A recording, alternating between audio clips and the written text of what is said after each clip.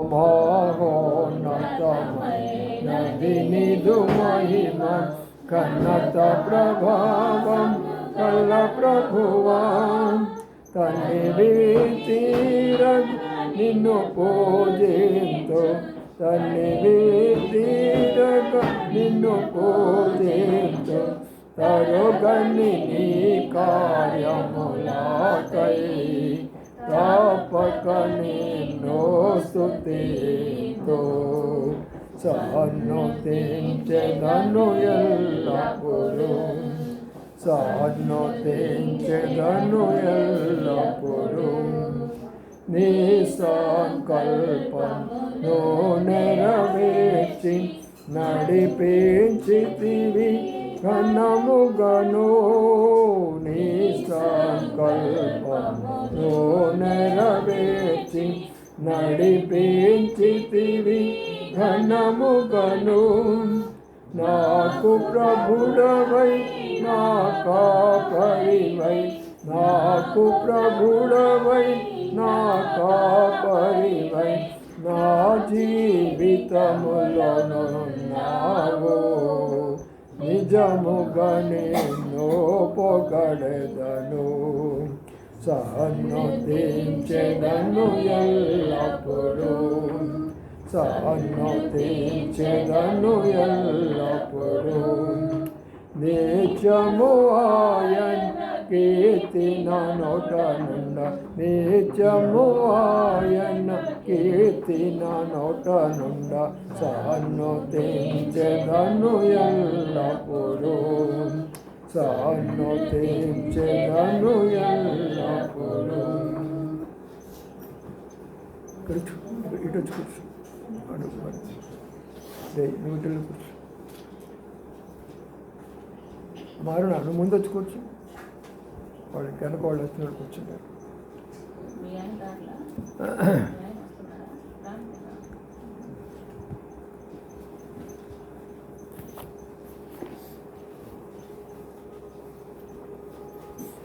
మనం మాట చదువుకుందాము బైబిల్ గ్రంథంలో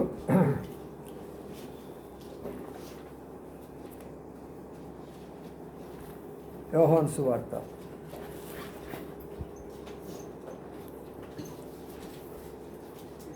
15వ అధ్యాయం.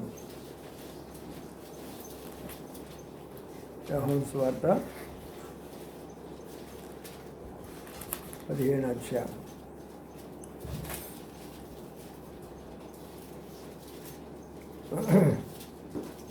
పదహారవ వచనాన్ని మనం అందరం కలిసి చదువుకుందాం. యోహాను సువార్త 15వ అధ్యాయం 16వ వచనం.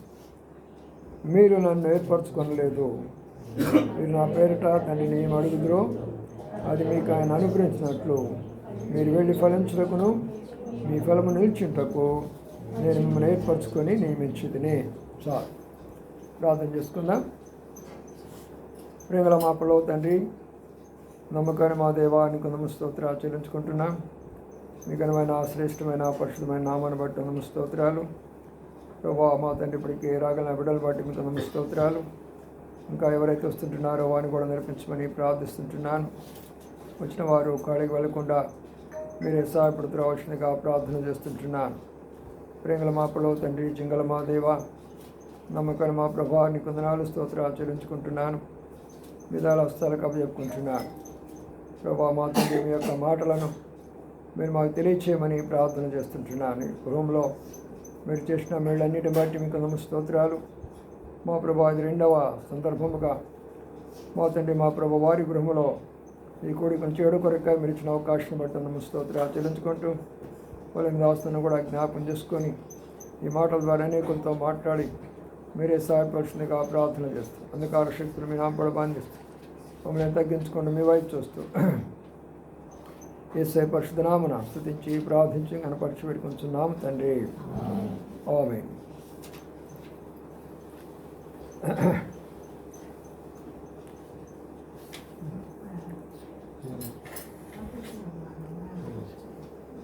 ఇక్కడ మనం గమనిస్తే యోహాను సువార్తలో 15వ అధ్యాయం 16వ వచనంలో ఉన్న మాట ఏంటంటే, మరి ఆయన అనే మాట, మీరు నన్ను ఏర్పరచుకొనలేదు, మీరు నన్ను ఏర్పరచుకొనలేదు. కాబట్టి ఇక్కడ దీని అర్థం ఏంటంటే, ఈ లోకంలో ఉన్నటువంటి ప్రజలు దేవుణ్ణి ఏర్పాటు చేసుకోలేదు, దేవుని ఏర్పాటు చేసుకోలేదు. అయితే ప్రభు ఏమంటున్నాడంటే, నేను మిమ్మల్ని ఏర్పాటు చేసుకున్నాను అంటున్నాడు. అంటే దాని అర్థం ఏంటి అని మనం గమనించినట్లయితే, మనము దేవుని ఏర్పాటు చేసుకోలేదు, కానీ ఆయన మనలను ఏర్పాటు చేసుకున్నాడు. అది మనం మొట్టమొదటిగా అర్థం చేసుకోవాలి. ప్రభువా, నేను నిన్ను ఏర్పాటు చేసుకోలేదు, ఇది అవునా కాదా అని మనం గమనిస్తే, లోకంలో ఉన్న ప్రజలందరూ చూడండి, ఒకరేం ఏర్పాటు చేసుకుంటారంటే వ్యాపారాన్ని ఏర్పాటు చేసుకుంటారు, 24 గంటలు దానిలోనే మునిగిపోతూ వస్తారు. మరికొందరు దేన్ని ఏర్పాటు చేసుకుంటారంటే వ్యవసాయాన్ని ఏర్పాటు చేసుకుంటారు. వారు దానిలో మరి అనేక విధాలుగా మరి దానిలో మునిగిపోతూ వస్తారు. మరికొందరు ఏం చేస్తారంటే మరి రాజకీయాలు ఏర్పాటు చేసుకుంటారు, ఆ రాజకీయాల్లో వాళ్ళు మునిగిపోతూ వస్తారు. ఈ లోకంలో కొంతమంది ఏం చేస్తారంటే రాజకీయ పార్టీల కొరకై మరి పనిచేసేవారు ఏర్పాటు అయిపోతామంటారు, ఫ్యాన్స్ అంటారు. వాళ్ళు దానిని ఏర్పాటు చేసుకున్నారు. కొంతమంది సినిమాలను ఏర్పాటు చేసుకున్నారు. అందుకని ఒక్క మాటలో ఉన్న రహస్యం చూడండి, మీరు నన్ను ఏర్పాటు చేసుకోలేదని దేవుడే స్వయముగా సర్వలోకాన్ని గురించి చెబుతుంటున్నాడు. అంటే ఈ లోకంలో ఉన్న వారు ఎవరు కూడా దేవుని ఏర్పాటు చేసుకోలేదు. ఎవరి యొక్క ఇష్టానుసారంగా వారు దానిని ఏర్పాటు చేసుకొని దానిలో ఎలాగ నేను పైకి రావాలి, నేను దానిలో పేరు ఎట్లా పొందాలి, నేను దానిలో ప్రఖ్యాతి ఎట్లా చేయాలి అనే ఉద్దేశంతో ప్రతి ఒక్కరు కూడా మరి ఆ విధానంలో మరి ఆలోచన చేస్తూ ఉంటున్నారు. అందుకనే ప్రియమైన సోదరులారా, మనము దేవుణ్ణి ఏర్పాటు చేసుకోలేదు. మన తల్లిదండ్రులు కూడా దేవుణ్ణి ఏర్పాటు చేసుకోలేదు. మన తాత ముత్తాతలు కూడా దేవుని ఏర్పాటు చేసుకోలేదు. వాళ్ళకి అసలు ఈ విషయాలు తెలియదు. వారంతా కూడా అమాయకంగా జీవిస్తూ వచ్చారు. అందుకనే ప్రభు ఏమంటుందంటే, మీరు నన్ను ఏర్పాటు చేసుకోలేదు, కానీ నేనే మిమ్మల్ని ఏర్పాటు చేసుకున్నాను అని అన్నాడు. నేనే మిమ్మల్ని ఏర్పాటు చేసుకున్నాను అని అన్నాడు. అంటే రెండో విషయానికి వస్తే, you have not chosen me but I have chosen you. నేను నిన్ను ఏర్పాటు చేసుకున్నాను అంటున్నాడు. కాబట్టి చోజన్ లేక ఏర్పాటు అనేది ఎక్కడ జరుగుతుందంటే, ఇప్పుడు మనకు క్రిస్మస్ టైం ఉందనుకోండి, ఒక షాప్కి వెళ్తాం బట్టలు కొనుక్కోవడానికి కొరకై. ఒక షర్టు తీసుకోవాలనుకుంటాం, వాళ్ళు 100 షర్ట్లు చూపిస్తారు. వాళ్ళు అనేక రకాలైనటువంటి యొక్క రంగులు చూపిస్తారు వాళ్ళు అక్కడ. అప్పుడు మనం ఏం చేస్తామంటే వాళ్ళు చూపించినవన్నీ కూడా తీసుకోము. మనకు ఏది నచ్చుతుందో, మనకి ఏది సూటబుల్గా ఉంటుందో దానిని మనం ఏం చేస్తామంటే దానిని తీసుకుంటాం. అక్కడ 99 షర్ట్లు ఆడ పడేసేస్తాం. మనకు కావాల్సినటువంటి ఒక్క షర్టే మనం తీసుకుంటాం. కాబట్టి ఈ విషయం ఇక్కడ కూర్చున్న వాళ్ళందరూ మీరు జాగ్రత్తగా ఆలోచన చేసుకోండి. లోకంలో 99 మంది ఉన్నారు, దేవుడు వాళ్ళని ఏర్పాటు చేసుకోవాలి. ఈ ఉన్న వాళ్ళల్లో ఆయన ఎవరిని ఏర్పాటు చేసుకోవాలో ఆయన వారిని ఏర్పాటు చేసుకుంటాడు. బాగా అర్థం చేసుకోండి. 99 షర్ట్లు అక్కడ ఉంటే ఒక్క షర్ట్నే మనం ఏర్పాటు చేసుకున్న రీతిగా ఈ ప్రాంతంలో అనేకమైన గృహాలు ఉన్నప్పటికీ దేవుడు ఒక్క గృహాన్ని ఏర్పాటు చేసుకుంటాడు. అర్థమవుతుందన్నమాట. కాబట్టి మనం అనుకోవాల్సింది ఏంటంటే, ప్రభు ఏర్పాటు చేసుకోలేనటువంటి యొక్క 99 గృహాల్లో నేను లేను. ప్రభు ఏర్పాటు చేసుకున్నటువంటి గృహములోనే నేను ఉన్నాను. ఆ వ్యక్తిగానే నేను ఉన్నాను. నేను ధన్యుడును, నేను ధన్యురాలును అనే మాట మనం తెలుసుకోవాలి. చూసారా, అది మన యొక్క గొప్ప రహస్యం అన్నమాట. ప్రభువా, ఈ లోకములో జ్ఞానులు ఉన్నారు. ప్రభు అంటాడు, I have not chosen them. ప్రభా, ధనవంతులు ఉన్నారు, నేను వాళ్ళని ఏర్పాటు చేసుకోవాలా. ప్రభా, సినిమా యాక్టర్స్, అద్భుతమైన యాక్టర్స్, సెలబ్రిటీస్ అంట, నేను వాళ్ళని కోరుకోవాలా. రాజకీయ నాయకులు ఉన్నారు, వెంటేసుకొని వందల మందిని, వేలాది మందిని వాళ్ళ చుట్టూ తిప్పుకునే వాళ్ళు ఉన్నారు. నేను వాళ్ళని ఏర్పాటు చేసుకోవాలా? వాళ్ళందరూ నాకు అవసరం లేదు. ఎందుకంటే వాళ్ళందరూ కూడా నా కొరకు కాదు వాళ్ళు జీవిస్తుంది, వాళ్ళ డబ్బు కొరకు, వాళ్ళ ధర్మ కొరకు, వారి పేరు ప్రఖ్యాతుల కొరకు మాత్రమే వారు పనిచేసుకుంటున్నారు. కానీ నేను వారిని సృష్టించేనే, వారిని పోషిస్తున్నానే, వారిని కాపాడుతున్నానే, వారికి ఆహారం నేను ఇస్తున్నానే అనే ఒక విచక్షణ వారిలో ఎవ్వరిలో కూడా లేదు.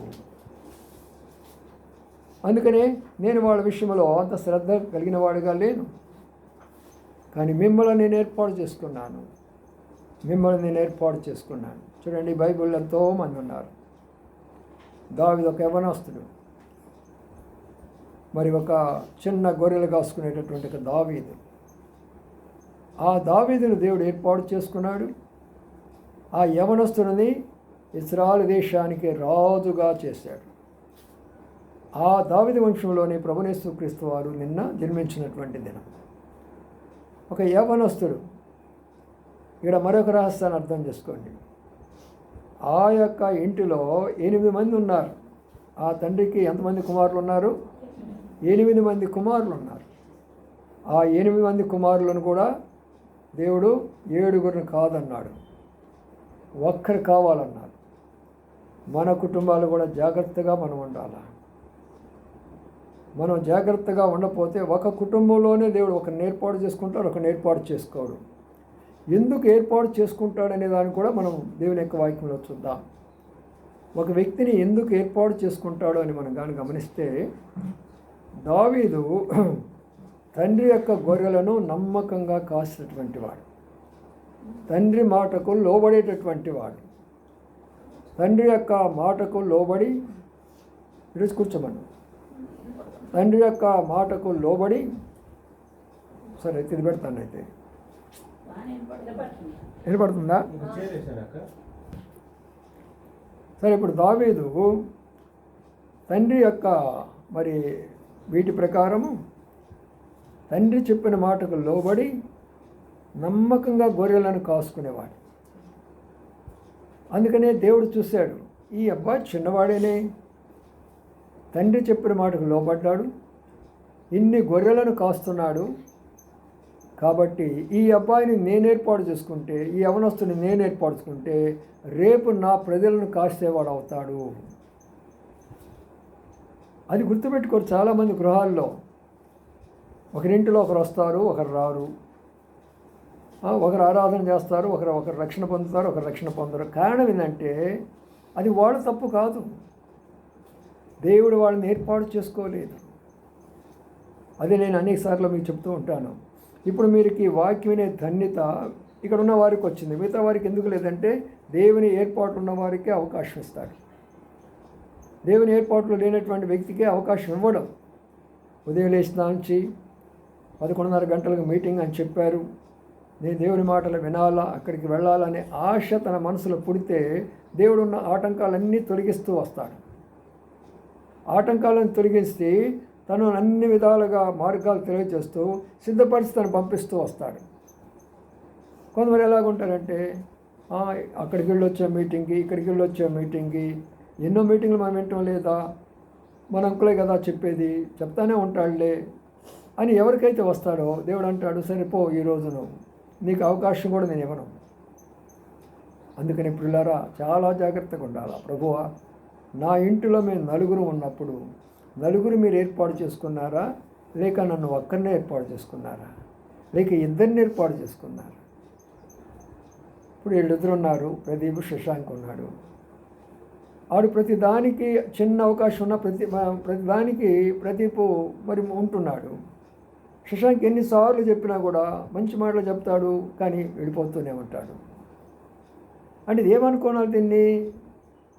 ఎవరిని దేవుడు వాడుకోవాలనుకున్నాడో, దేవుడు ఎవరిని ఆశీర్వదించాలనుకున్నాడో, దేవుడు ఒక పనికి నిర్ణయించుకున్నాడో వాళ్ళనే తీసుకుంటాడు. అందుకని మన కుటుంబాల్లో ఈ విషయాల్లో చాలా జాగ్రత్తగా ఉండాలి. ప్రభువా, ప్రతి ఒక్కరము కూడా, ఇప్పుడు నేనున్నాను, ఫర్ ఎగ్జాంపుల్ నా కుటుంబమే చెప్తాను, తను సేవ చేస్తూనే ఉందా, నేను సేవ చేస్తూనే ఉన్నాడా, బాబు నిన్న ప్రత్యేకమైన కోడి కొరకు వెళ్ళాడా, అమ్మాయి అక్కడ సండే స్కూల్ తీసుకుంటానే ఉందా, నలుగురు ఉంటే 4 దేవుని సేవలో ఉంటున్నామా? అదే సమయంలో ఎవరు డ్యూటీ వాళ్ళు చేస్తూనే ఉన్నారా? అమ్మాయి 24 గంటల పని, అర్ధరాత్రి కూడా వెళ్ళి ఆపరేషన్ చేసి వస్తుంది. బాబుకి 12 గంటల పని, అన్ని పనులు చేసుకుంటూనే ఉన్నాడు. నిన్న మరి అక్కడున్న వాళ్ళందరూ కూడా పిలిపించి వాళ్ళందరూ చక్కగా వాక్యం చెప్పించి, అందుకనే వాళ్ళ అమ్మగారి చేత కొంత ఏదన్నా వాళ్ళకి పెట్టేదాని కొరకై తయారు చేపించి తీసుకొని వెళ్ళాడు. ఎందుకు అంటే ప్రభు ఏర్పాటు చేసుకుంటే అలాగా ఉంటారు. నాకు చదువు ఉంది, నాకు ఉద్యోగం ఉంది అని చెప్పుకుంటే దేవుడు అంటాడు, సరే నీ ఉద్యోగం నువ్వే చూసుకోలే, నీ చదువు నువ్వే చూసుకోలే, నువ్వు నా పనికిరావు. అట్లా కాదు, ప్రభువా నాకు ఉద్యోగం నువ్వు ఇచ్చిందే, నాకు చదువు నువ్వు ఇచ్చిందే ప్రభువా, కానీ నీ పనిలో చేయాలని నాకు ఆశ ఉందంటావా, అప్పుడు ప్రభు నీకు అవకాశం ఇస్తాడు. నేను నాగ్పూర్ వెళ్ళినప్పుడు ఒంటరివాడిని, యవ్వనస్తుడిని, 25 సంవత్సరాల వయసు నాకు. అప్పుడు ఎవ్వరు లేరు నాకు, నా భాష కాదు, నా తిండి కాదు. కానీ అక్కడ ఉన్నటువంటి మరాఠీ వాళ్ళని, అక్కడున్న హిందీ వాళ్ళని, అక్కడున్న వాళ్ళందరినీ చూసినప్పుడు వాళ్ళకి వాక్యం చెప్పేవాళ్ళే లేరు. అసలు ఈ విధానంలో వాక్యాన్ని చెప్పేవాళ్ళు అక్కడ ఆ ప్రాంతంలోనే లేరు. లేకపోగా ఈ ఆర్ఎస్ఎస్ మెయిన్ హెడ్ క్వార్టర్స్ నాగ్పూరే, చెప్పనివ్వరు. పత్రిక ఇచ్చారంటే ఇంటికి వచ్చి కొట్టేసిపోతారు మనల్ని. చూసావా? అయితే ప్రభు కొరకై ఒక పెద్ద భారం నేను తీసుకున్నాను, ఒక నిర్ణయం నేను తీసుకున్నాను. వీళ్ళ భాష నేర్చుకొని వీళ్ళ సంఘం కట్టి తీరాలి అనుకున్నా. 25 సంవత్సరాల వయసులో అమ్మలేరు, నాన్నలేరు, నానేవాళ్ళు ఎవరు లేరు. చూసారా? అప్పుడు ఏం చేసేవాడంటే, మరి అయిపోయిన తర్వాత ఎంకామ్ అయిపోయిన తర్వాత మరి నాకు ఆలోచనలో పడ్డా, నేను ఇంటికి వెళ్ళి మంచి ఉద్యోగం సంపాదించి అమ్మా నాన్నలతో తోడుగా ఉండాలని నేను అనుకున్నాను. కానీ ప్రభు అన్నాడు, నీవు ఇక్కడే పని చేయాలన్నాడు. భోజనం లేదు, తినడానికి ఉండడానికి నివాసం లేదు, రైల్వే స్టేషన్ నాయే, పార్కులు నాయే, బస్ స్టాండ్లు నాయే. ఇలాంటి ఇళ్ళు దగ్గరికి వెళ్ళేసి వరండాలో పడుకొని తెల్లారేటప్పుడు వాళ్ళు లేచినప్పుడు వాళ్ళు చెప్పకుండా పోయేవాడిని. ఏది తక్కువ? ఇంటి దగ్గర నాన్నకు వ్యాపారం, గ్రామానికి పెద్ద ఆయన, మాకు మామిడి తోటలు, తర్వాత నారింజ తోటలు, నిమ్మ తోటలు, మాగాని, పెద్ద వ్యాపారం, 1-2 స్థలాల్లో వ్యాపారము, అన్నయ్య వ్యాపారము, ఊరు మొత్తానికి గ్రామ పెద్ద. కొడుకు చూడకపోతే స్టేషన్లో, పార్కుల్లో పడుకున్నా. ఎందుకంటే ప్రభువా నీ కొరకాయ. అందుకనే ఎంత స్థాయిలోకి హెచ్చించాడంటే ప్రపంచానికి పేరు మోసినటువంటి భగత్ గారికి కొడుకు లాంటి వాడయ్యా. ప్రపంచానికి పేరు మోసినటువంటి భగత్ గారే స్వయంగా నా పెండ్లి చేశాడు. ఆ భగత్ గారి యొక్క వస్త్రాల్లోనే బిడ్డలను నేను పెంచుతూ వచ్చాను. మనము రోషంగా ప్రభు కొరకై ఉంటే ప్రభు మన కొరకై ఉంటాడు. ఆ సత్యాన్ని మనం ఇప్పుడు కూడా జ్ఞాపకం చేసుకోవాలి. ప్రియమైనటువంటి సోదరులారా, ఈ యొక్క ఉదయకాల సమయంలో శ్రేష్టమైనటువంటి దేవుని యొక్క మాటలు వినండి. ఎందుకు దేవుడు దావీదుని ఏర్పాటు చేసుకుంటే తండ్రి యొక్క గొర్రెలను నమ్మకంగా కాస్తున్నాడు. అందుకనే చూశాడు, ఆయన ఏర్పాటు చేసుకున్నాడు, ఇశ్రాయేలుకు రాజుగా చేశాడు. మరి కావలసినంత ధనం ఇచ్చాడు. చూసారా? మంచి కుటుంబాన్ని ఇచ్చాడు, మంచి నివాసం అనేటువంటి కట్టడాలు ఇచ్చాడు, కావలసినంత సైన్యం ఇచ్చాడు. ఎంత గొప్ప విషయమో, ఎంత అద్భుతకరమైన విషయం ఒకసారి ఆలోచన చేయండి. కాబట్టి దీని అర్థం ఏంటంటే, ప్రభువు ఒక వ్యక్తిని ఏర్పాటు చేసుకోవాలి అన్నప్పుడు ముందు మన హృదయాలు సిద్ధపరచుకోవాలి. ఆయన బలవంతంగా ఎప్పుడు కూడా ఒక హృదయాల్లో జ్వరబడడు. మనం ఎవరింటికి వెళితే ఏం చేస్తామని చెప్పండి? ముందు తలుపు కొడతామా లేదా? మీకు అలవాటు లేకపోతే నేర్చుకోండి. అది గబగబా ఎవరింట్లోకి వెళ్ళిపోకండి. లోన ముందు తలుపు కొట్టేసి మరి ఆహ్వానించినప్పుడు లోనికి వెళ్ళండి. మన ప్రభు కూడా అదిగాయి, ఇదిగో తలుపు వద్ద నుండి తట్టుచున్నాను, ఎవరైతే తలుపు తీస్తారో వారి గృహంలోకి మేము వస్తాము. చూసిరా? అందుకనే ప్రభు ఏర్పాటు చేసుకోవడానికి గల కారణం ఏంటంటే, ఆ యవనస్తుడికి దేవుడంటే మరి ఒక రోషము, ప్రజలంటే ఒక గొప్ప మనస్తత్వం కలిగిన వాడు దావీదు. అందుకని నేను ఏర్పాటు చేసుకున్నాను. కాబట్టి ఇక్కడున్న యవనస్తులమే మనమందరం కూడా ప్రభా నా కుటుంబంలో మేము నలుగురు ఉన్నప్పుడు నన్ను ఒక్కనే చేసుకున్నావా, లేక ఇద్దరు చేసుకున్నారా, లేక నలుగురు చేసుకున్నారా? మరి నలుగురు చేసుకున్నప్పుడు నలుగురు అదే విధానంలో నడుస్తారు. ముగ్గురు ఏర్పాటు చేసుకున్నప్పుడు ముగ్గురు అదే విధానంలో నడుస్తారు. ఒక్కరిని ఏర్పాటు చేసుకుంటే ఒక్కరు అదే విధానంలో ఏర్పాటు చేసుకుంటారు. మొట్టమొదటి నా కుటుంబంలో నేను, నా తర్వాత నన్ను చూసి మా నాన్నగారు చూసిన తర్వాత మా అమ్మగారు చూసిన తర్వాత మా అన్నయ్య గారు, ఇలాగ మారుతూ వచ్చారు. చిన్నవాడినటువంటి నేను వారికి ఆదర్శంగా ఉన్నాను కాబట్టి వారు మారుతూ వచ్చేవారు. కాబట్టి మీరు నన్ను ఏర్పాటు చేసుకోలేదు, కానీ నేను మిమ్మలను ఏర్పాటు చేసుకున్నాను. మీరు కూర్చున్న మీరు అందరూ కూడా ఈ విషయాన్ని జ్ఞాపకం చేసుకోండి. ఏమని? ప్రభువా, నీవు నన్ను ఏర్పాటు చేసుకోలేదు, నీవు నన్ను ఏర్పాటు చేసుకో అనే మాటను జ్ఞాపకం చేసుకోవాలి. ఇక్కడ విషయాన్ని గమనించినట్లయితే, రెండవది మోషేని ఏర్పాటు చేసుకున్నాడు. మోషేని ఏర్పాటు చేసుకున్నప్పుడు ఎందుకు మోషేని ఏర్పాటు చేసుకున్నాడు?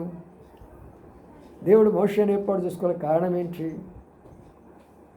మరి మోషేను ఎటువంటి స్థానంలో ఉన్నాడో తెలిసిన చూద్దాం. ఒక్క మాట జ్ఞాపకం చేసుకుందాం. ఆ మాట మనం జ్ఞాపకం చేసుకుంటే, హెబ్రీయుల రాసిన పత్రికలో మోషేను దేవుడు ఏర్పాటు చేసుకున్నాడు. ఎలాంటి స్థాయిలో ఉన్నాడో చూద్దాం రండి. మోషేను ఏర్పాటు చేసుకున్నప్పుడు 11 అధ్యాయం, హెబ్రీ 11 అధ్యాయము 24 వచ్చింది చదవండి. విశ్వాసమును బట్టి ఐగుప్తు ధనము కంటే క్రీస్తు విషయమైన నింద గొప్ప భాగ్యమని ఎంచుకొని అల్పకాలము పాపభోగము అనుభవించుట కంటే దేవుని ప్రజలతో శ్రమ అనుభవించుట మేలని యోచించి ఫరో కుమార్తె యొక్క కుమారుడనని అనిపించుకున్నటకు ఒప్పుకొనలేదు. ఏలయనగా అతడు ప్రతిఫలముగా కలుగబోవు. చూడండి ప్రియులారా, ఎంత అద్భుతమైన విషయం ఒకసారి ఆలోచించండి. మోషే మరి పెద్దవాడైనప్పుడు విశ్వాసం బట్టి ఐగుప్తు ధనము కంటే క్రీస్తు విషయమైన నింద. ఇక్కడ చూడండి, మోషే పెద్దవాడు అయిపోయినాడు. మోషే ఎదుట 2 కనబడుతున్నాయి. ఒకటేమో ఈ లోక సంబంధమైనటువంటి ధనము, కోట్లు లక్షల రూపాయలు కనబడుతున్నాయి ఒకవైపున. ఇంకొక వైపున ప్రభువును గారు నమ్మితే నింద వస్తుంది, ప్రభువు నమ్మితే కష్టాలు వస్తాయి, ప్రభు నమ్మితే బాధలు వస్తాయి. కాబట్టి ఇప్పుడు ఈ రెండిట్లో ఏది కోరుకుందాం? ఏది మనం కోరుకుంటే మంచిది? ఆలోచనలో పడ్డాడు. కాబట్టి చూడండి, ఇప్పుడు ఈ లోకంలో ఉన్నటువంటి మరి చదువుకున్న వాళ్ళైనా యవనస్తులైనా అందరం కూడా ఈ 2 మన ఎదురుకు వస్తూ ఉంటాయి. ఐగుప్తు ధనం అనగా లోకపు యొక్క ధనము, క్రీస్తు కొరకైనటువంటి నింద. జనాలు ఎటువైపు పోతారు చెప్పు? జనాలు ఈ రెండిట్లో దేని వైపు వెళ్తారు చెప్పండి అమ్మా? ఐగుప్తు ధనం కొరకే కదా వెళ్ళేది. ప్రతి ఒక్కరు కూడా ఈ లోక ధనము కొరకు వెళ్తారు, కానీ క్రీస్తు కొరకై నేను బాధపడతాను, క్రీస్తు కొరకై నేను కష్టపడతాను, క్రీస్తు కొరకై నేను అవమానపడతాను అని ఎప్పుడైతే తీర్మానం చేసుకున్నాడో, మరి ప్రభు మోషేని ఎంత గొప్ప స్థాయిలో నడిపించాడో తెలుసా? 6 లక్షల మంది ప్రజలను ఆయన చేతికి అప్పగించాడు. ఎంతమందిని? 6 లక్షల మంది బాధ్యత తనకు అప్పగించాడు. ఒక యవ్వనస్తుడు తీసుకున్న తీర్మానం. యవ్వనస్తులుగా మనం కానీ తీర్మానం చేసుకుంటే ఎంతకాలం ఈ లోకము వాళ్ళ వైపు చూసి, వీళ్ళ వైపు చూసి, ఆ డబ్బు చూసి, ఈ డబ్బు చూసి, ఆ ఫ్యాషన్ చూసి, ఈ ఫ్యాషన్ చూసి కావడం కాదు. ప్రభా, నేను నీ కొరకే చేసే తీర్మానం ఇది. ఈ రోజున నేను నీ కొరకే చేస్తున్నటువంటి తీర్మానం ఇది అని మనం ఎప్పుడైతే ఆ తీర్మానాన్ని చేసుకుంటామో, ప్రియులారా, దేవుడు కూడా తన తీర్మానాన్ని ఇక్కడ అంటేనే, మోషే అలాగైతే 6 లక్షల మంది ప్రజల యొక్క బాధ్యత నీకు ఇస్తున్నాను అంటే ఎంత గొప్ప స్థాయి చెప్పండి. మోషేకి అప్పుడు ఎంతమంది బంధువులు ఉన్నట్టు చెప్పండి? 6 లక్షల మంది ఉన్నట్టు లెక్క. ఎందుకంటే రెండో మాట చూడండి, అక్కడ మాట కనబడుతుంది. రెండోది ఏమన్నాడు అక్కడ? ఆయన అల్పకాల పాపభోగము అనుభవించడం కంటే దేవుని ప్రజలతో. ఇప్పుడు అల్పకాల పాపభోగాలు అంటారు, అంటే భోగాలు. భోగము అంటే ఏంటంటే మరి లగ్జూరియస్ లైఫ్. బాగా అర్థం చేసుకోండి. లగ్జూరియస్ లైఫ్ అంటే చాలా కాస్ట్లీగా ఉండాలని కోరుకుంటాను, చాలా కాస్ట్లీగా ఉండాలని కోరుకుంటాను. ఎప్పుడు కూడా దేవుని బిడ్డలుగా ఆ తలంపే రాకూడదు మనకు.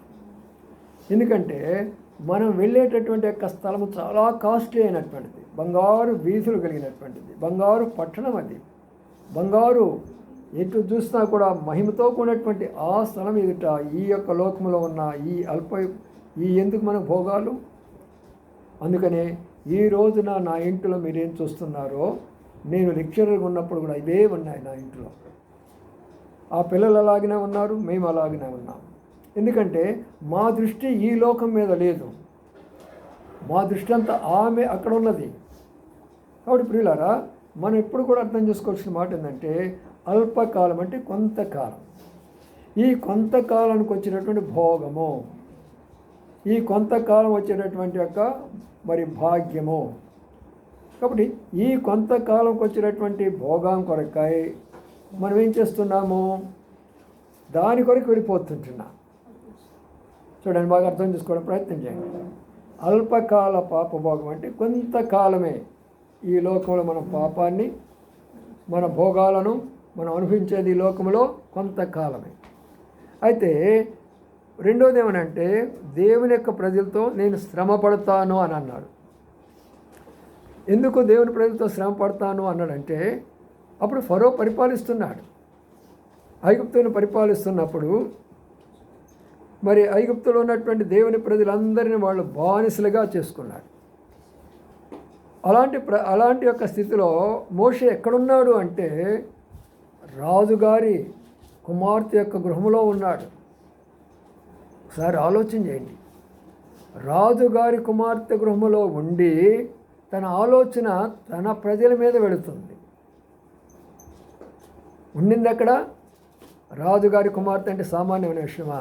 ఎంత హై ప్లేస్లో చూడు. అంత ప్లేస్లో ఉన్నటువంటి ఆయన మనసు ఎక్కడ ఉంది చూడండి. దేవుని ప్రజలతో నేను శ్రమ పడతాను.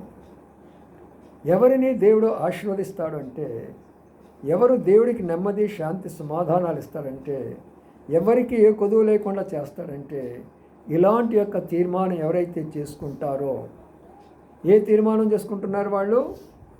నాకు అల్పకాల ఈ పాపము, ఈ భోగము నాకు వద్దు. అంటే లగ్జూరియస్ లైఫ్. లగ్జూరియస్ లైఫ్ అంటే మనకు మించినటువంటిది చేయకూడదు ఎప్పుడు కూడా. చూసారా, సొలొమోను దేవుడు ఏర్పాటు చేసుకున్నాడు కదా.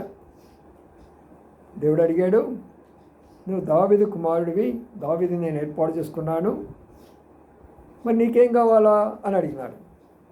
ఆ యవనస్తుడు ఏం చెప్పాలా? ఏం చెప్తారు చెప్పండి? మనమైతే ఏమవుతాము?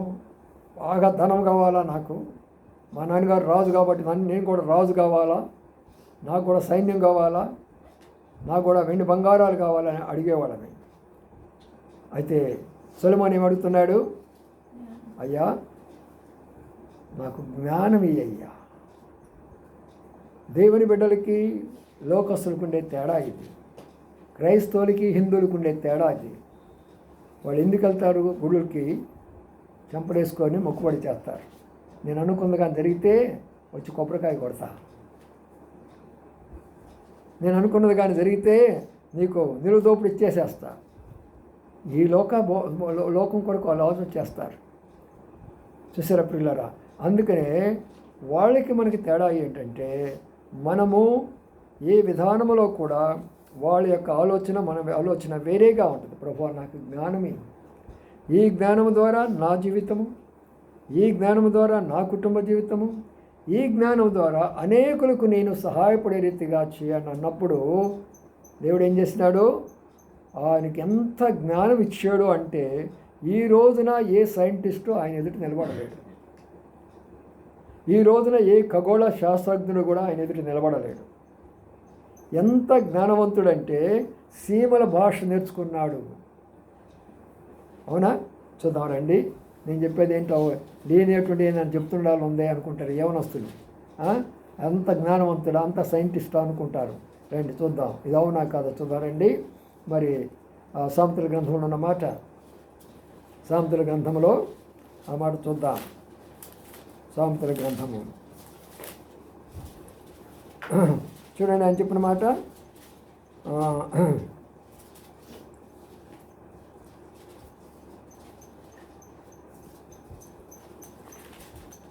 చూడండి అన్నమాట, సోమరి సీమల దగ్గరికి వెళ్ళి ఉన్నమాట ఉంటుంది చూడండి. అలా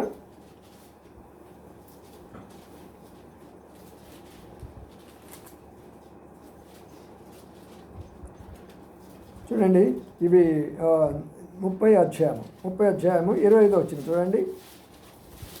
24, 25 చదవండి. భూమి మీద చిన్నవి 4 కలవు, అయినను అవి మిక్కిలి జ్ఞానం కలవు. చీమలు బలము లేని జీవులు, అయినను అవి వేసవిలో తమ ఆహారమును సిద్ధపరచు. చూసారా, ఈ మాట ఎవరు రాస్తున్నారు? ఈ మాట ఎవరు రాశారు? ఆయన రాశాడు. ఎవరిని గురించి రాశాడు? చీమల గురించి రాశాడు. అంటే చీమల గురించి రాయాలంటే చీమలు ఎంత స్టడీ చేస్తుంటాడు? ఆ చీమలు రావడము, పోవడము, తినడము, ఎగరడము, చేయడము అన్నీ మనం చేస్తూ ఉంటాము కదా, చూస్తూ ఉంటాం కదా. అంటే ప్రతి జీవిని స్టడీ చేశాడు. అందుకనే మనం ఈరోజు అంటారు చాలామంది జువాలజీ, జంతుశాస్త్రం. ఇక్కడి నుంచి వచ్చేది జంతుశాస్త్రం. ప్రతి వృక్షాన్ని గురించి స్టడీ చేశాడు.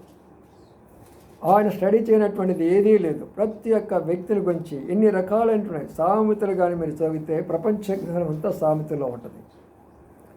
ప్రపంచంలో ఎన్ని రకాలైన మనుషులను మీరు తెలుసుకోవాలో చూడాలంటే సామెతలు చదవండి చాలు.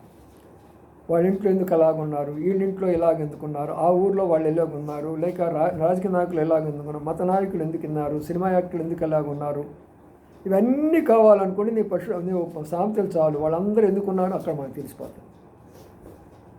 ఏమంటున్నాడు?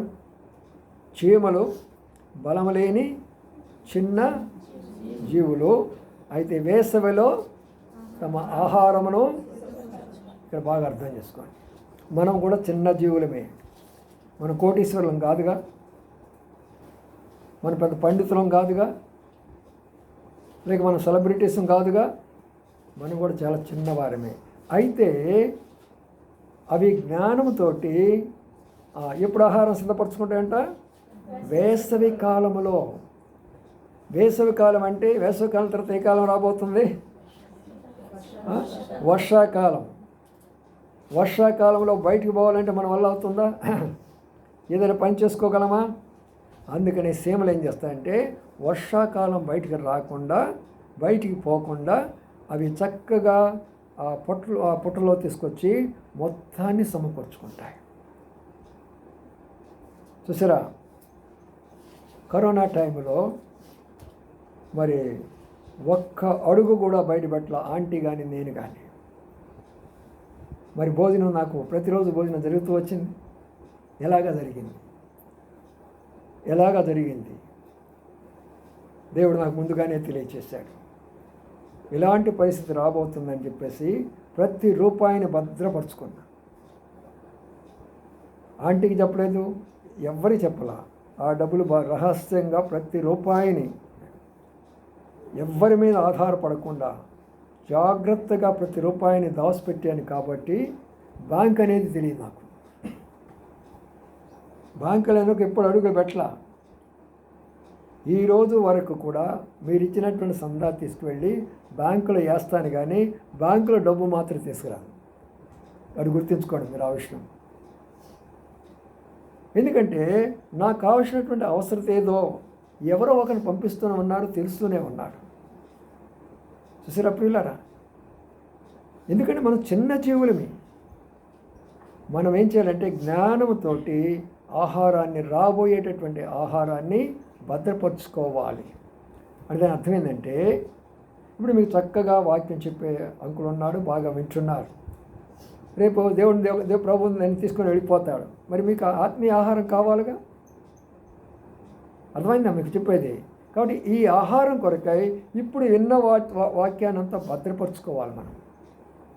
ఇప్పుడు అనుభవాలన్నీ కూడా భద్రపరుచుకోవాలా మనం. ఇప్పుడు ఆత్మీయ జీవితం అంతా భద్రపరుచుకోవాలా.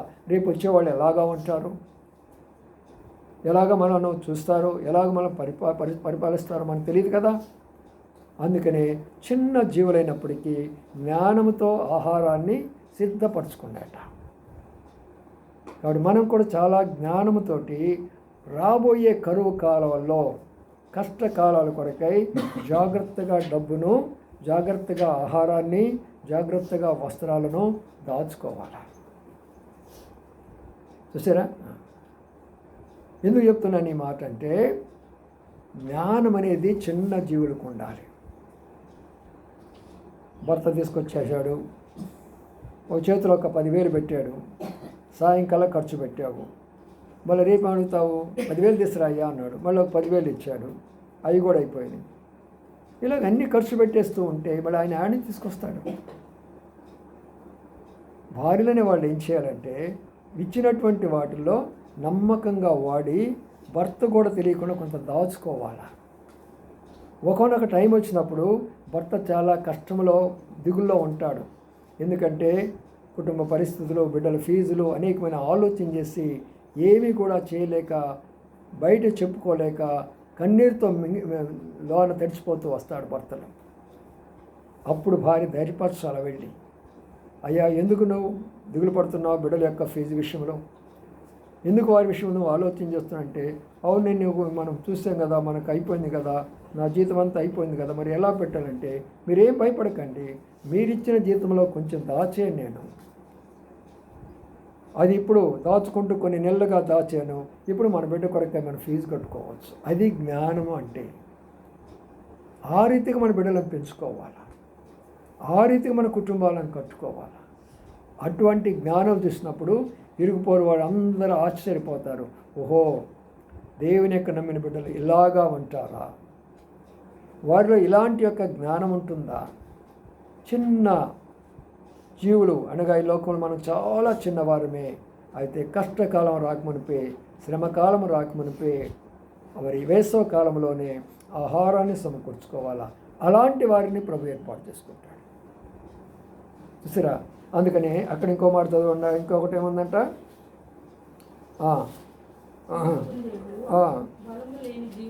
చిన్న కుందేళ్ళు,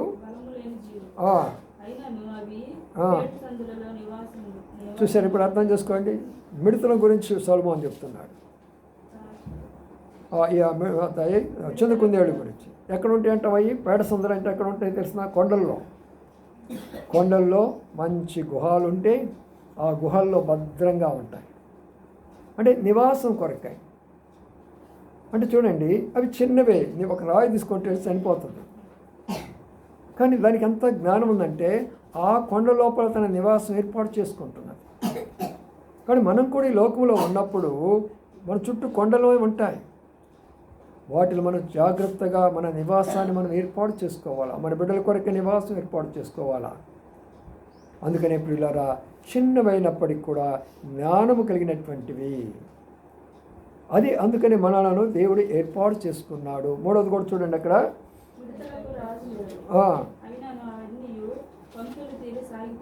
మిడతలకి ఏ లేడంట, రాజు లేడు. అంటే దాని అర్థం ఏంటి? మిలిటరీ సిస్టమ్ లేదు. మిలిటరీలో ఏం చేస్తారు తెలిసిన? లైన్గా సిస్టమేటిక్గా వెళ్ళిపోతారు. కెప్టెన్ ఉంటాడు అక్కడ, నడిపించే వాళ్ళు ఉంటారు అక్కడ కదా. కానీ వాళ్ళకి మిడతలకి రాజు లేడు. కానీ చూడండి, మిడతలు ఎలా వెళ్తాయి తెలిసిన? లైన్గా వెళతాయి, లైన్గా వెళతాయి మిడతలు. అంటే అర్థం ఏంటంటే, ఇక్కడ ఉన్న రహస్యం ఏంటంటే, ఒకరి మీద ఆధారపడకుండా వారికి వారే క్రమశిక్షణ నేర్చుకోవాలి. ఒకరు మనకు చెప్పవలసిన పని లేదు. ఈ రోజుల్లో లోకమంతా మోసపోతుంది ఏంటంటే, ఈ పండితులు అనుకున్నటువంటి వారు కల్పనా కథలు చెప్పేసి ప్రజలను తప్పు మార్గంలో నడిపిస్తూ అనేకమైనటువంటివి చెప్పి వారే గొప్పవారు అనిపించుకుంటూ మనల్ని తప్పు మార్గంలో నడిపిస్తుంటున్నారు. చూసారా? కాబట్టి ఇప్పుడు ఉన్నటువంటి ఇక్కడ రహస్యాన్ని మనం జ్ఞాపకం చేసుకున్నట్లయితే ప్రియులారా, మనం అర్థం చేసుకోవాల్సిన మాట ఏంటంటే, ఆయన మరి మిడతలు లేకుండా ఆ లైన్లో వెళుతూ ఉంటున్నాడు, ఒక క్రమశిక్షణలో వెళుతున్నాయి. మనము కూడా ఒక క్రమశిక్షణలో పెరగాలి. ఇంటిలో క్రమశిక్షణ ఉండాలి. ఉదయం లేచిన వెంటనే బిడ్డలు నేర్పుకోవాలా, కూర్చోబెట్టుకోవాలా, భార్య భర్తలు ఇద్దరు కూర్చోవాలి, బిడ్డలిద్దరు పక్కన కూర్చోబెట్టుకోవాలి, తల ఒక వాక్యం చదివించాలా. నేను ఒక వాక్యము, తన ఒక వాక్యము, తన ఒక వాక్యము, తన ఒక వాక్యము. మేము అదే చేసేవాళ్ళం. నేను ఒక వాక్యం చదివేది, ఆంటీ ఒక వాక్యం చదివేది, అర్పణ ఒక వాక్యం చదివేది, ప్రిస్కిల్ ఒక వాక్యం చదివేది.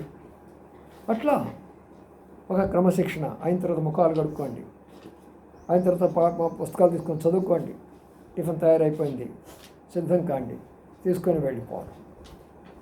ఆ బిడ్డను తీసుకొని వెళ్ళిన తర్వాత మళ్ళీ బిడ్డను తీసుకొని రావాలి. క్రమశిక్షణలో మనం బిడ్డలను పెంచాలి.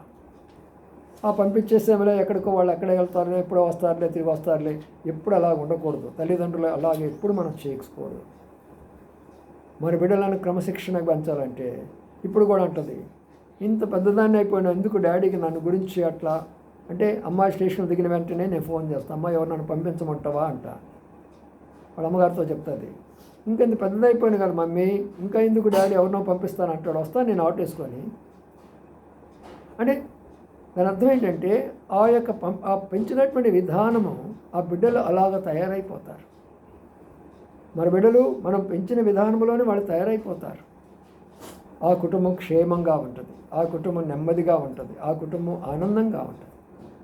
అందుకని ప్రియులారా, క్రమశిక్షణ చిన్న జీవులు వచ్చే కష్టకాలంలో ఉంచుకోవాలి. ఇదంతా ఎవరి అంటే సొలొమోను, అలాగే దావీదు.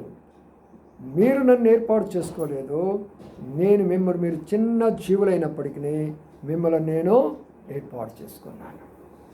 ఎంత గొప్ప రహస్యం చూసావా. మోషే ఇంకో మూడో మాట కూడా అక్కడ చదువుకుందాం, అది కూడా చదువుకుందాం, అర్థం చేసుకోవడం ప్రయత్నం చేద్దాం. మోషేని గురించి చదువుదాము.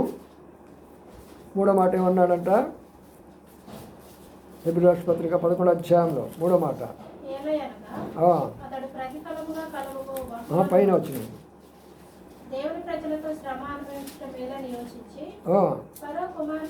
ఫరో కుమార్తె యొక్క చూసిరా, ఇప్పుడు తన దగ్గర ఒక మంచి సర్టిఫికేట్ ఉంది. ఏమని చెప్పుకోగలడంటే, నేను ఫరో కుమార్తెకు కుమారుడును. అంటే ఏంటి? ఒక ప్రధానమంత్రి కుమార్తె యొక్క కుమారుడును, అమెరికా ప్రెసిడెంటు కుమార్తె యొక్క కుమారుడు అని చెప్పుకునే స్థాయిలో ఉన్నాడు మోషే. చూసావా?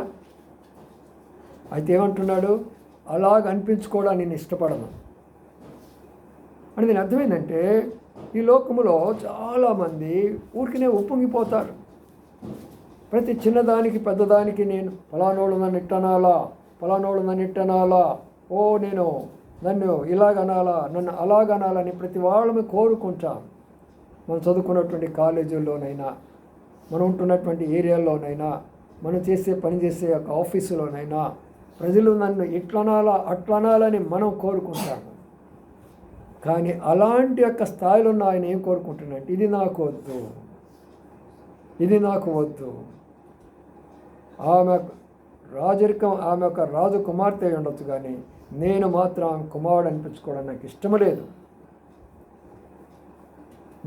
లేదు. అంటే దాని అర్థం ఏంటంటే, ఎవరైతే ఈ లోక భోగము, ఈ లోక ఆశలు, ఈ లోక ఉన్నతమైనటువంటి స్థానాన్ని కోరుకుంటాడో, దేవుడు వాళ్ళని ఎట్టి పరిస్థితుల్లో కోరుకోడు, వాళ్ళని ఎట్టి పరిస్థితుల్లో పిలవడం.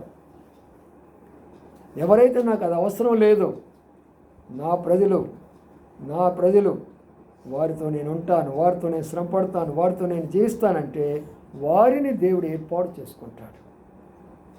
అందుకని ఇప్పుడు ఏం చేస్తుందంటే, ఒకవైపునేమో ఫరో కుమారుడు అనిపించుకోవడానికి ఒక స్థాయి ఉన్నది, కానీ రెండో వైపున ఏముందంటే, ప్రతిఫలం కలుగబో దేవుని బహుమానం మీద తన మనస్సు పెట్టుకున్నాడు. సోదర సుందర్ సింగ్ గారు ప్రభు నమ్ముకున్నాడు. అమ్మా నాన్నగారు ఏం చేశారంటే తట్టుకోలేకపోయినారు. ఎన్నోసార్లు చెప్పాడు, బాబు అది పనొద్దు, మందు కాదు, ఆ మతం మందు కాదు, మీరు నమ్మొద్దు అని ఎన్నో చెప్పాడు.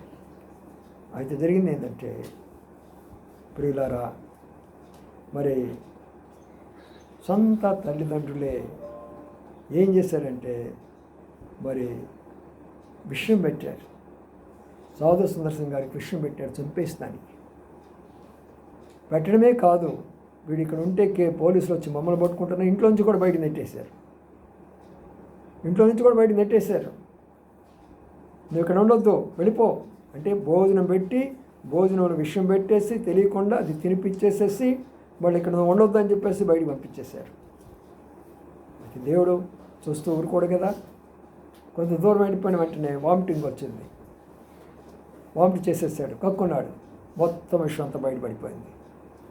అప్పుడు తెలిసింది సొంత తల్లిదండ్రులే ఇట్లాంటి పని చేశారా నాకు, అయినా పర్వాలేదు నా దేవుడు నాకున్నాడు అన్నాడు. ఈనాడు ప్రపంచంలో సాధు సుందర్ సింగ్ గారి పేరు తెలియని వాళ్ళు ఎవరు లేరు. ఎంత గొప్పగా హెచ్చించాడో చూడండి ఆయన్ని. ప్రియమైనటువంటి దేవుని బిడ్డలారా, మనం ఏర్పాటు చేసుకోవాలి. ప్రభువా, ఈ రోజున నేను నా కుటుంబము నిన్ను నేను ఏర్పాటు చేసుకోలేదని నువ్వు మాట్లాడేవు అంటే ఇప్పుడు నా కుటుంబంలోనే 4 ఉన్నారు. ఎవరైతే నీ మీద ఆశ ఉన్నదో, నీవంటే ప్రేమ ఉన్నదో, నీవంటే ఇష్టపడుతున్నారో వారిని నువ్వు ఏర్పాటు చేసుకుంటావు. ఇక్కడ ఇక్కడికి వచ్చిన మనం అందరం కూడా ఆలోచన చేసుకున్నాం. ప్రభువా, నన్ను ఏర్పాటు చేసుకున్నావా లేదా? నీ ఏర్పాట్లు నేను ఉన్నానా లేదా? అందుకనే దావీదుని ఏర్పాటు చేసుకున్నావు, రాజుగా చేసావు. మోషేని ఏర్పాటు చేసుకున్నావు, 6 లక్షల మంది జనాభాను ఆయన చేతికి ఇచ్చావు. మరి నా పరిస్థితి ఏంటి ప్రభువా? నన్ను కూడా నువ్వు ఏర్పాటు చేసుకున్నావా? ఒక మాట కూడా చూసుకొని ముగిస్తాము. ఇంకా ఇక్కడ ఆ ఒక్క మాటను ప్రభు ఏర్పాటు చేసుకున్న వారు ఎలాగుంటారు ఇక్కడ చూద్దాం రండి. ఎస్తేరు గ్రంథంలో ఒక మాటను మనం చదువుకుందాం. ఎస్తేరు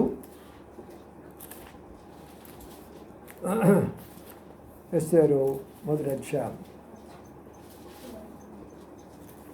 అక్కడ ఒక మాటను మనం గమనించినట్లయితే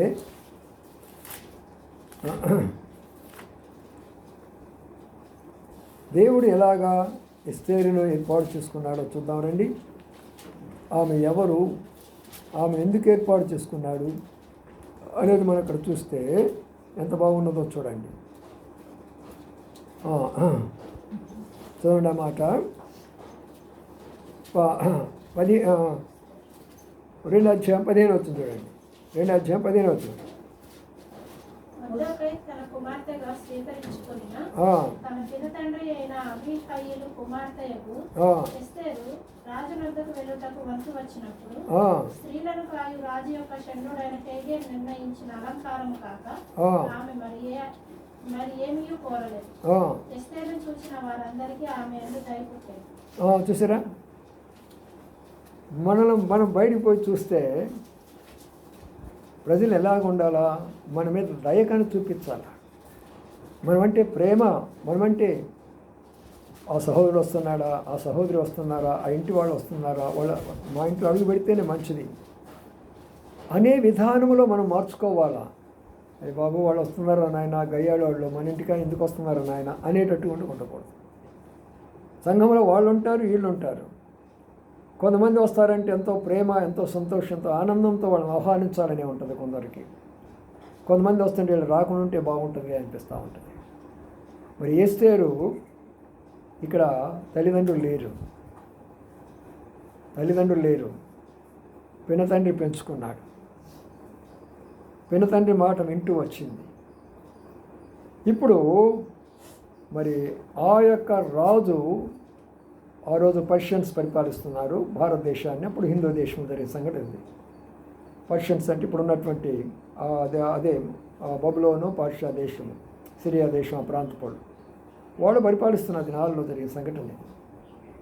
మరి అంతమంది ఉన్నప్పుడు వాళ్ళందరిని కూడా రాజు అన్నాడు, నేను నా భార్యగానే స్వీకరించాలి, మీరందరూ మంచి ఆహారం తినండి, మంచి వస్త్రాలు ధరించండి, ఎంత అందంగా ఉండాలనుకుంటారో అంత అందంగా ఉండండి, ఏమి కావాలనుకుంటారో అంత బంగారం పెట్టుకోండి, నేను ఒక రాజును, మీ కొరకు పనివారిని ఇస్తున్నాను, మీ ఇష్టము, అన్నీ ఎంత మీరు అలంకరించుకుంటారో అంత అలంకరించుకోండి, ఎన్ని రకాలైన ఫ్యాషన్లు కావాలో అన్ని ఫ్యాషన్లు రాజుగారు అన్నీ చెప్పారు. జనాలు తయారైపోయినారు రాజుగారి దగ్గరికి, నేను భార్య కావాలి, నేను భార్య కావాలి, నేను భార్య కావాలి. ప్రియులారా, ఎస్తేరు ఏమందంటే అక్కడ ఉన్నటువంటి యొక్క మరి పనివారు ఏదైతే ఇస్తానన్నాడో అది చాలు అంది. ఎక్కువ వస్త్రాలు నాకు అవసరం లేదు, బంగారం నాకు అవసరం లేదు, దేవుడు నాకు ఇచ్చిన సౌందర్యం చాలు నాకు, దేవుడు నాకు ఇచ్చిన అందం చాలు నాకు, ఒక వస్త్రం చాలు నాకు, బంగారం వద్దు, నా అలంకరణ నాకు వద్దు, జనాలు చూడాలనే నాకు ఆశ లేదని చెప్పాను.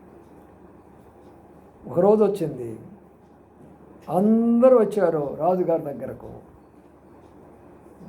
ఏం అలంకరించుకున్నారో, ఏమి చీరలు కట్టారో, ఎన్నో బంగారాలు పట్టుకున్నారో, ఎన్ని రకాలమైన ఆకర్షణగా ఉన్నారు. వాళ్ళందరూ చూసినప్పుడు రాజుగారి మనసు ఎవరి మీద పడింది? ఎస్తేరు మీద పడింది. అదే దేవుని యొక్క మనసు, గుర్తించుకోండి. ఈరోజు మన యొక్క అలంకరణ కాదు కావాల్సింది, మన యొక్క వస్త్రాలు కాదు కావాల్సినది, మన రూపురేఖలు కాదు కావాల్సినటువంటి, మనం ఎంత అందంగా కనబడతామని కాదు కావాల్సినటువంటి. అందుకనే ఈ రోజుల్లో మీకు తెలుసు, సినిమా యాక్టర్లు తెగొట్టుకుంటున్నారు.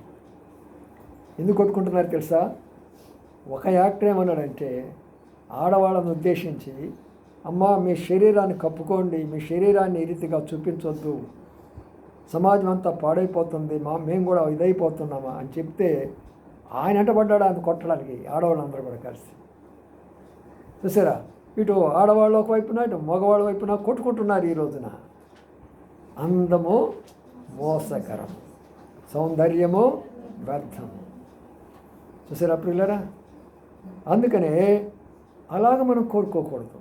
అందుకని యవనస్తులు అందరూ కూడా నేను చెప్తూ ఉంటాను, అయ్యా వెంటనే నేను వాళ్ళతో పాటు నేను కూడా ఒక మాట చెప్పాను వాళ్ళకి, అరే స్త్రీలే కాదురా మీరు చెప్పాల్సినటువంటిది, పురుషులు కూడా చెప్పండి. మీరు కూడా ఎందుకు ఎన్ని బనీన్లు వేసుకుంటారు? ఎందుకు? పాస్టర్లు అయ్యి ఉండి కూడా బనీన్లు వేసుకుంటారు, ఏడేదో చిన్న రాసుకుంటారు, నల్ల బనీన్లు వేసుకుంటారు, ఇలా గాడ్స్ మరి దేవుని ఏదో రాసుకుంటారు ఒక వాక్యము. పాస్టర్లు అలా పని చేయొచ్చా? బనీన్లు తీసుకోవచ్చా? మరి అమెరికా కల్చర్ ఏడెందుకు తెచ్చుకుంటున్నారు? చెడ్డీలు వేసుకొని ఎందుకు తిరుగుతున్నారు మీరు?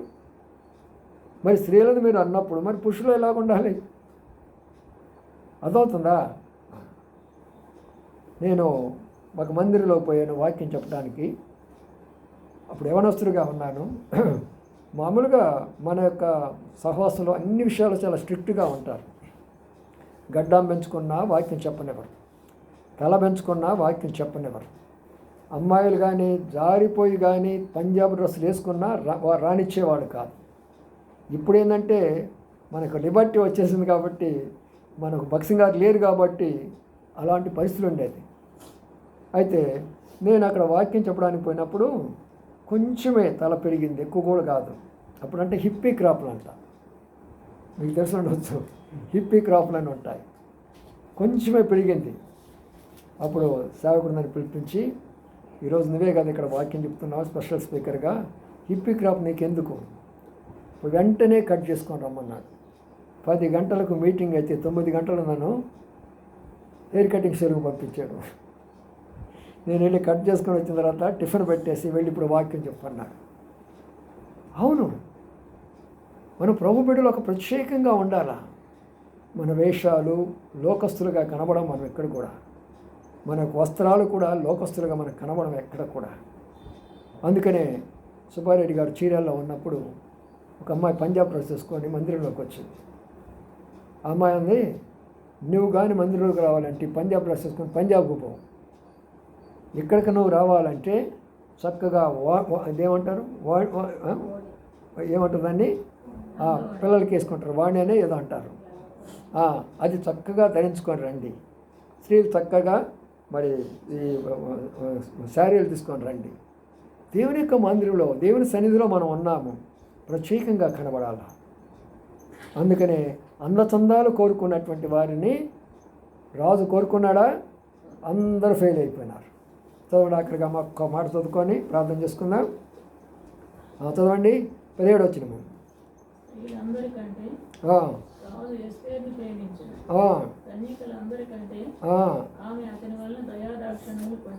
తర్వాత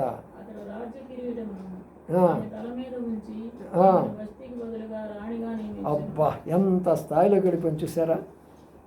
సామాన్యంగా నువ్వు జీవించితే దేవుడు నేను ఇంతగా హెచ్చిస్తాడు. కిరీటం తీసుకొచ్చి రాజు పెడుతున్నారు తల మీద. మిగతా కన్యకులందరికంటే కూడా ఆమెను ఎక్కువగా ప్రేమిస్తుంటున్నాడు. చూడండి ఎంత గొప్ప స్థాయిలోకి వెళ్ళిపోయిందో. అమ్మ, ఎంతో బ్రతిలాడి చెప్తున్నాను సహోదరులారా, సామాన్యంగా జీవించండి, సామాన్యమైన వస్త్రాలు ధరించండి. గొప్పగా చెప్పడం కాదు, కానీ ఆంటీ నాగ్పూర్ వచ్చినప్పుడు, అదంతా నార్త్ ఇండియాలో చీరలు కట్టేవాళ్ళు చాలా తక్కువగా ఉంటారు. ఎందుకంటే వాళ్ళందరూ కూడా పంజాబ్ డ్రెస్సులు వేసుకుంటారు. ఎందుకంటే మీకు తెలుసు, ఉత్తర భారతదేశం అంతా కూడా వారి కల్చర్ అది. అప్పుడు ఆంటీతో చెప్పాను, అప్పుడు యవనస్తురాలు కదా ఆంటీ కూడా, పెళ్ళైన తర్వాత, ఇది నాగ్పూరు ఆంధ్రప్రదేశ్ కాదు, ఎప్పుడు నువ్వు చీర కట్టుకుంటే బాగోదు, ఒక్కసారైనా పంజాబ్ డ్రెస్ వేసుకోమని అడిగాను నేను. నువ్వేమైనా చెప్పు, నేను వేసుకోను. అప్పటి నుంచి ఇప్పటి వరకు ఒక మాట చెప్పను నేను డ్రెస్సులో. ఎందుకు చెప్తున్నానంటే, మనము దేవునికి మనం చూసినప్పుడు ఆయనకి ఇష్టమైన రూపంలో మనం ఉండాలి. మనుషులకి ఇష్టమైన రూపం కాదు మనం ఉండవలసినటువంటి. నేను వీళ్ళకి అందం కనబడాలా, వాళ్ళకి అందం కనబడాలా, ఇంటోళ్ళకి అందపడాలి, బయట వాళ్ళకి అందపడాలి, ఇది అవసరం లేదు. ప్రభువుకు నేను అందంగా కనబడితే, ప్రభు దృష్టిలో ఎప్పుడైతే నువ్వు అందంగా కనబడతావో అంత ఉన్నతమైన స్థాయిలోకి హెచ్చిస్తున్నాడు. ఎస్తేరుని అంత స్థాయిలోకి తీసుకొని వెళ్ళాడు. చూడండి, రాజు కిరీటం పెట్టేశాడు, అందరికంటే ఎక్కువగా ప్రేమించాడు. ఎంత దయపోయింది. దానికి కారణం ఏంటంటే సామాన్యమైనటువంటి జీవితము. మీరు నన్ను ఏర్పాటు చేసుకోలేదు, కానీ నేను మిమ్మలను ఏర్పాటు చేసుకున్నాను. కాబట్టి ఈ గృహాన్ని కూడా మరి అనుకోకుండా దేవుడు ఏర్పాటు చేసుకున్నాడు. ఫస్ట్ వచ్చినప్పుడు అమ్మాయి విజయ, మరి ప్రవీణ్ అంటే ఎవరో నాకు తెలియదు. ఎంతోమంది కొంతమంది వస్తుపోతున్నారులే అనుకున్నాను. కానీ ఆ గృహాన్ని దేవుడు ఏర్పాటు చేసుకున్నాడు కాబట్టి దేవుడు ఈ గృహంలో కార్యం చేయడం మొదలుపెట్టాడు. అప్పుడు నేను గమనించాను, వీడేదో మామూలు విశ్వాసులు కాదు, వచ్చిపోయేదానికి కాదు, దేవుడు వీళ్ళని ఏదో ఉద్దేశంతో ఏర్పాటు చేసుకున్నాను. వాడు పరిచయం చేసింది కూడా మన అమ్మాయి రత్నే, అంకుల్ మన తమ్ముడే, మన అమ్మాయి అని కూడా అప్పుడు రత్న వాళ్ళు చెప్పారు. అప్పుడు సరేనమ్మా అని చెప్పేసి, సరే వాళ్ళు బంధువులే వచ్చిపోతారులే అనుకుంటూ వచ్చాను. కానీ దేవుడు వాళ్ళని ఏర్పాటు చేసుకున్నారు కాబట్టి ఈ రోజున ఆ కుటుంబము దేవుని సేవకుల కొరకు, దేవుని మందిని కొరకు, దేవుని పరిచర్య కొరకై నిలబడినటువంటి కుటుంబంగా, సాక్షికరమైన కుటుంబంగా ఉంది ఈ రోజున. మరి కుటుంబాలు ఎన్నో వస్తున్నాయి కదా, అందరికీ ఉండాలి కదా ఆ సాక్ష్యం. ఎందుకు ఉండలేకపోతుందంటే దేవుడు ఏర్పాటు చేసుకుంటాడు. నేను అసలు ఊహించలా. నేను అందుకని అమ్మ అన్నాను, ఒకరోజు పంపించాను అమ్మాయి విజయ మందిర పని పోతే, నాకు చాలా ఏదో ఒళ్ళు నొప్పులు, ఏదో నడువు నొప్పు, అది ఇదని చెప్పింది, కళ్ళు తిరిగినట్టు ఏదో అని చెప్పింది. నేను అన్నాను, అమ్మ నీకు కళ్ళు తిరుగుతున్నాయి అంటున్నావు కదా, వద్దులేమ్మా మందిర పని మానుకో, వద్దులే నువ్వు రెస్ట్ తీసుకోమని అన్నాను. లేదు అంకుల్ నేను చేస్తానే అన్నాను అంతే. తర్వాత మందిర పని ఎప్పుడైతే చేయడం మొదలుపెట్టిలో తన ఆత్మలో తన కొత్త విధానాన్ని నేను కనుక్కుంటూ వచ్చాను. తన ఆశ అంతా దేవుని కొరకే, మందిర పని, మందిర పరిచర్య, మందిర విషయాల కొరకే నా తలంపులు. అంతేకాదు చిన్న బిడ్డలను కూడా తీసుకొని వెళ్ళటం. ఇంకొక విషయం ఏంటంటే, నేను అసలు అందరూ ఊహించలా.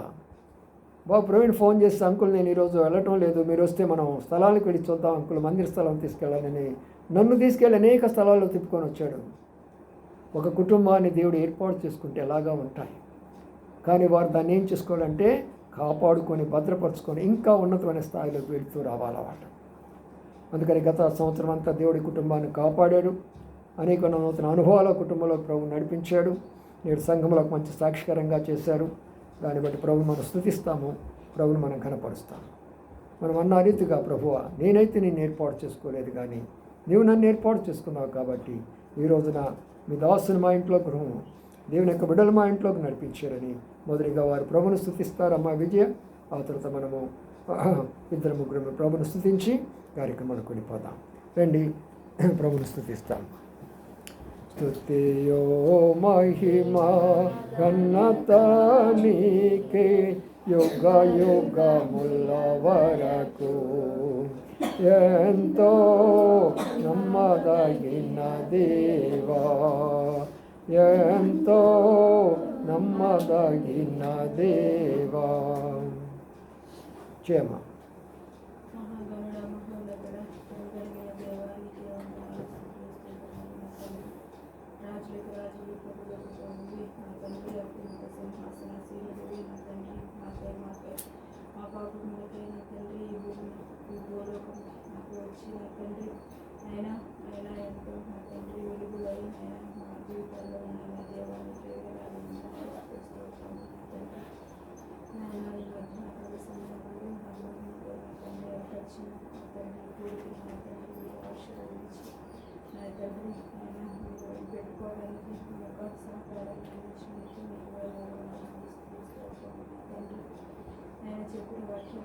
తండ్రి నేను కలిగి నా తండ్రి హృదయాన్ని భద్రపరచుకుని తండ్రి మీకై నా తండ్రి మీ మధ్యవారము నేను మీ అందరి విశ్వాసం కలిగి నేను కుటుంబంతో నేను మీ యొక్క సన్నిధికి ఎప్పుడు ఎల్లప్పుడూ నా తండ్రి నేను నా తండ్రి మీకు ఎదురు చూసేవాళ్ళుగా నా తండ్రి మీ యొక్క సన్నిధికి ఎప్పుడు కూడా నా తండ్రి దారి తప్పుకోకుండా నా తండ్రి అయినా మీ అందరి విశ్వాసం కలిగి ఉండటానికి నేను ఆశీర్వదించండి ప్రభు నాకు చేసుకొని నా తండ్రి నేను పరిస్థితుల్లో నేను ఉన్నప్పుడు నా తండ్రి నా వెళ్ళి నాకు ధైర్యాన్ని ఇచ్చి నా తండ్రి ప్రతి ఒక్క విషయంలో కూడా నాకు తోడుగా ఉంటూ ఆయన ప్రభు ఆయన నాకు ధైర్యాన్ని ఇచ్చాడు నేను అందుకు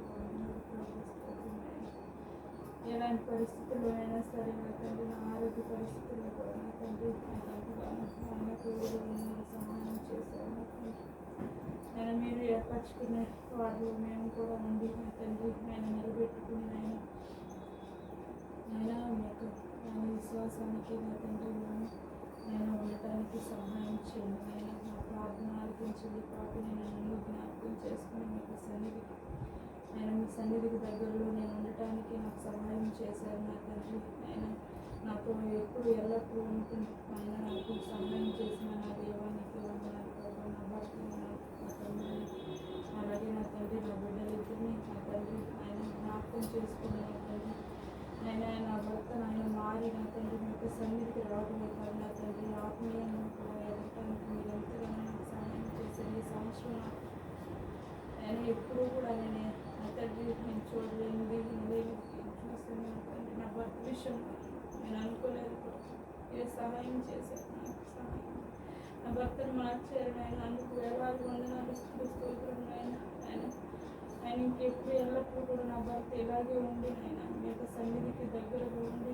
ఆయన మీ అందరి విశ్వాసంతో ఎదగటానికి మీరే సహాయం చేయండి నా కుటుంబంలో మీరే మేలు చేయండి తండ్రి స్తోత్రం ఆయన చీకటి బ్రతుకుల్లో వెలుగులో ఉన్నావు నా తండ్రి నా తల్లివే తండ్రివే నాకు తోడుగా ఉంటూ నా ప్రభు అలాగే నాయన మా వదిన నా తండ్రి నేను అనిలాన్ని జ్ఞాపకం చేసుకున్నారు నా తండ్రి నాకు తోడుగా ఉంటూ నాకు సహాయం చేస్తూ నాకు నా తండ్రి నేనున్నానంటూ నా ప్రభు ఆయన వాడిని కూడా జ్ఞాపకం చేసుకుని వాడిద్దరు బిడ్డను కూడా జ్ఞాపకం చేసుకొని నాయన నా తమ్ముడు కూడా ప్రభు నా లోకం వైపు కాకుండా నా తండ్రి అయినా మీ అందరూ నా తండ్రి వాళ్ళు కూడా నా తండ్రి అనేటానికి నాయన మార్పు వచ్చి నా తండ్రి వాళ్ళకున్న సైతం అంధకారం నుంచి విడుదల దయచేయమని నా తండ్రి ఆ కుటుంబంలో కూడా వెలుగు నింపమని ఆయన జ్ఞాపకం చేసుకుని ప్రభు మీరే నా తండ్రి నా ప్రార్థన ఆలకించి సహాయం చేయండి నేను తండ్రి పాపంలో ఉన్నప్పుడు నేను చర్చికి నేను మీ సన్నిధికి నేను ఎంతో దూరంగా ఉన్నప్పుడు నా తండ్రి నాకు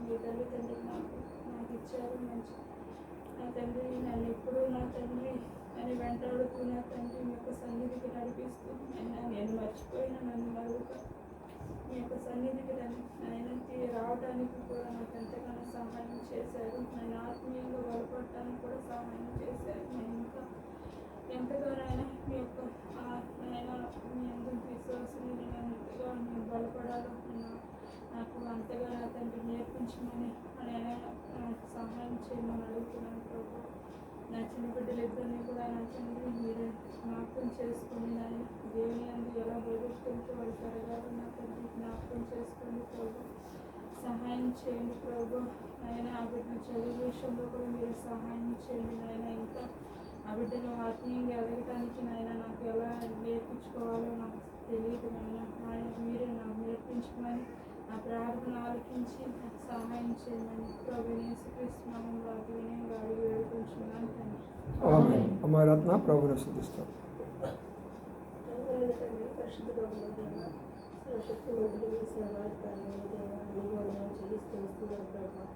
ఉదయకాలం నుండి మధ్యాహ్నకాలం సమయం వరకు కూడా నిశ్చయాలకి కింద కాపాడారు ప్రతి చేర్చారు చేరుకోవా ఆయన మధ్యాహ్నకాల సమయంలో ప్రభావ